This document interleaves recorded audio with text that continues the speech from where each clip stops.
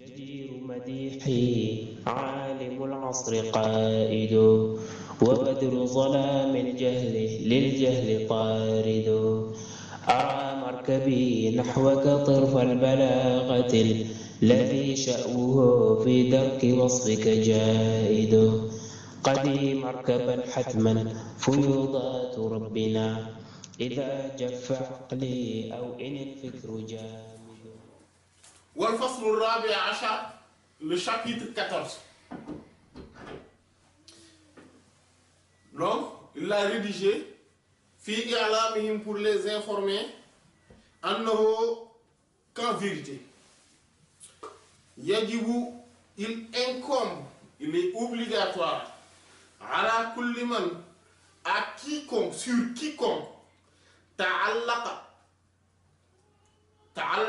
bihi, c'est attaché à lui, at-talamiz, les élèves, donc, wal muridouna, et les disciples, les aspirants. Li talabi, pour la quête de at-tarbiya, de l'éducation spirituelle, donc tarbiya, wal irshad, et de l'orientation, wat ta'allum, et de l'instruction. Iza si, lorsque Mannallahu, Allah a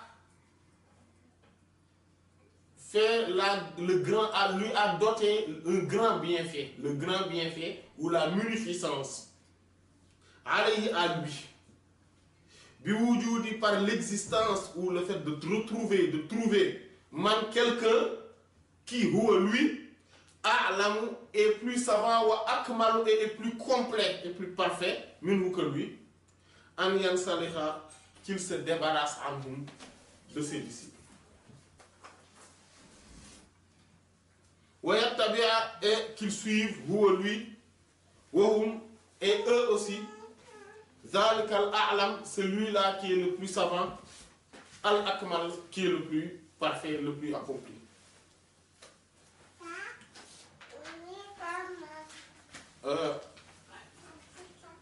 Ce chapitre consiste ou précise ou parle d'une réalité extraordinaire et qui est presque invisible ou inexistant. Presque inexistant. C'est quoi? C'est que quand Allah subhanahu wa ta'ala, quand quelqu'un a des disciples, il y a beaucoup de disciples qui s'attachent à lui. Pourquoi? Parce qu'ils cherchent une éducation spirituelle, tarbiya. Et ils cherchent l'orientation, qu'on les oriente dans la voie vers Allah subhanahu wa ta'ala, mais aussi at-ta'allum. Ils cherchent l'instruction. Ce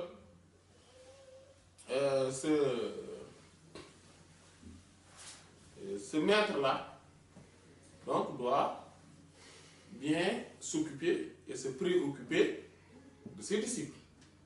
Mais un jour, si Allah lui a donné le grand bienfait, et voyez comment il a dit que c'est un grand bienfait, le fait de voir quelqu'un qui est plus connaissant que nous, qui est plus apte à assurer l'éducation spirituelle que nous. Si on le voit, il dit qu'est-ce qui l'incombe? Il dit que ce qui incombe à ce maître-là, c'est de se débarrasser maintenant, de laisser ses disciples. Et de suivre lui et les autres. C'est-à-dire qu'il ne peut pas se dire, oui, bon maintenant les gars, vous étiez venus me voir parce que je suis un bon cheikh, un bon maître, je suis connaissant. Vous voyez, parce que les conditions du bon maître, il l'avait énuméré tout à l'heure. Il dit que voilà, ce grand maître-là, j'avais rempli toutes les caractéristiques de ce grand maître. Vous étiez venu à moi, vous avez cherché que, subhanallah, wa ta'ala vous guide à travers moi, vous met dans le bon chemin et vous fait accéder à lui à travers moi, alhamdulillah, on était dans ce chemin-là, on était dans cette voie, et maintenant Allah a fait que j'ai vu quelqu'un qui est plus parfait que moi, qui est plus accompli que moi, qui est plus à même d'assurer cette éducation spirituelle et qui a une connaissance océanique plus avancée que moi. Maintenant, je vais vous laisser aller le voir. Non, c'est pas comme ça. Vous voyez que cette attitude déjà est une bonne et louable, est une bonne attitude, est louable, mais aussi n'est pas, mais est rare. Même cette attitude est rare ici. Mais il ne doit pas faire cela. Il doit dire que maintenant, comme j'ai vu quelqu'un, Allah, c'est-à-dire ce qui est remarquable ici, c'est le fait qu'il qualifie cela d'un grand bienfait d'Allah. Ça, c'est pour les gens qui ne visent que Allah. Pour ces gens-là, c'est un grand bienfait d'Allah. Mais pour ceux qui ne visent pas qu'Allah, ceci est un revers. Ceci est une ignominie. Ceci est la chose la plus déplorable. Source de désolation totale. Qu'Allah nous préserve. Voilà. Mais, pour les gens qui ne cherchent qu'Allah, quand ils voient cela, ils exultent. Ils s'émerveillent. Ils louent Allah subhanahu wa ta'ala. Ils voient qu'ils ont un grand bienfait. Une grande faveur d'Allah subhanahu wa ta'ala qu'ils aient rencontré dans leur vie quelqu'un qui est encore au-dessus d'eux pour qu'ils puissent encore avancer. Et ils vont dire quoi? Les disciples, maintenant, je ne suis plus votre chef. Vous et moi, on est maintenant des disciples de celui-ci. Maintenant, on est des condisciples. On a vu quelqu'un qui peut être notre maître, nous tous. Allah. Ça, c'est la chose que seuls ceux qui vont vers Allah, qu'Allah subhanahu wa ta'ala seul est leur objectif, peuvent faire. Quand on y était arrivé dans la traduction en Wolof,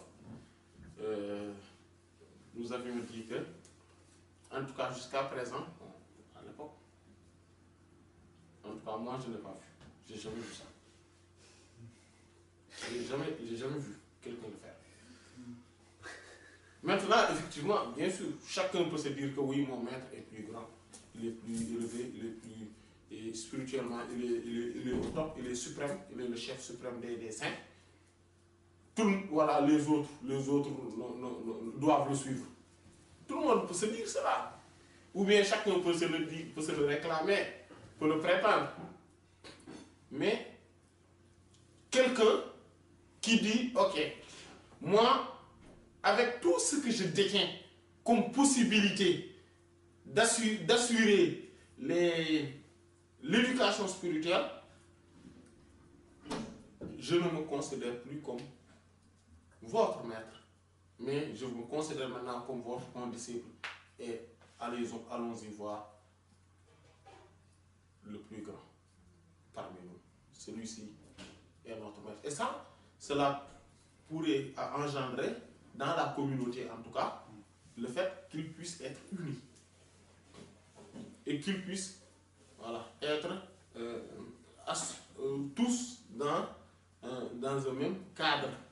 Voilà, et vouloir avancer ensemble, unis dans le sentier d'Allah subhanahu wa ta'ala. Et dans la corde, tenir tous ensemble, dans la corde d'Allah subhanahu wa ta'ala. Mais, ceci est rarissime. il y a véritablement,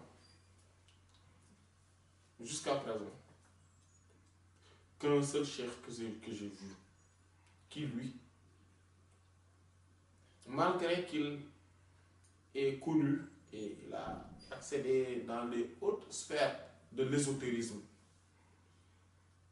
et un grand pôle, malgré cela, il dit aux gens, juste attendez, tout ce que vous voyez de moi, tout ce que je vous déverse comme science, ce n'est rien par rapport à la science de tel. Et lui, il est notre supérieur à nous tous. Et ma maison est la sienne. Mes disciples sont les siens. C'est une seule personne que j'ai vu le faire. Cheikh Ahmad Tal. Lui seul. J'ai vu le faire. Il dit que Cheikh Salahuddin, il est notre supérieur. Voilà. Voilà. Il dit que tout ce que vous voyez de moi, c'est rien par rapport à ce que Cheikh Salahuddin a. Et seulement, il ne parle pas. Mais tout ce que je dis de lui, il est capable de dire cela sur moi. Mais sauf qu'il ne parle pas. C'est vrai, non? Voilà. C'est la seule personne que j'ai vu dire que telle personne, quand même, malgré que je suis... Parce que lui, tous ceux qui le connaissent, en tout cas ceux qui le connaissent, je ne parle pas de ceux qui ont des a priori par rapport à lui, mais ceux qui le connaissent réellement, véritablement, savent qu'il est détenteur des plus grands secrets, des réalités les plus sublimes de la tariqa, mais aussi de l'ésotérisme de manière générale. Et a accédé à des degrés spirituels insoupçonnés, insaisissables. Malgré cela, il dit que, malgré tout, d'ailleurs on avait fait une biographie de lui, c'est un texte, mais il dit que, malgré cela, il dit, mais Cheikh Salah, il est beaucoup plus grand que moi. Ça, c'est une attitude que je vois. En fait, je ne le vois pas. Ce sont des choses rares. Cela existe, mais c'est rare. qu'Allah nous donne la bonne attitude. ولله وفيض الكتم نورا أحاطكم ويسقيك أنوارا وعمت أماجد وأسراره تسري كليث لفرهد على روحك الأصفى وظلت مكائد.